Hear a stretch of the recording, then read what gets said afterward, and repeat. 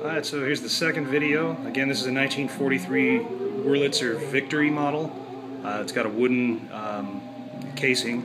At least as I was told, that was mainly because the war was on and a lot of the metal parts were requisitioned for the war effort.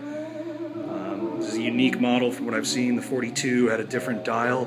This is the only model that I'm aware of that had a round selection dial like this, where obviously you push in here to select whatever record you want after you put your money in the coin box.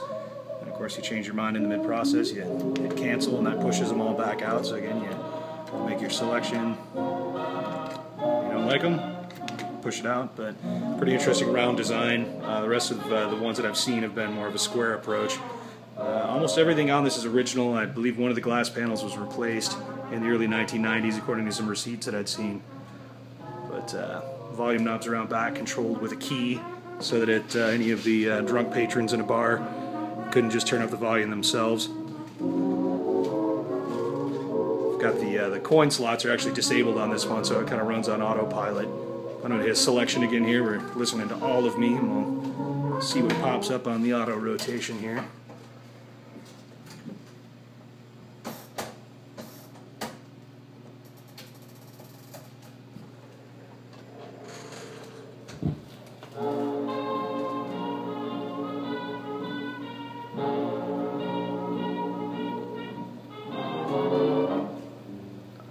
Apparently really wants to play the same tune. This is a scale model of B-24 Liberator that my grandfather flew in World War II.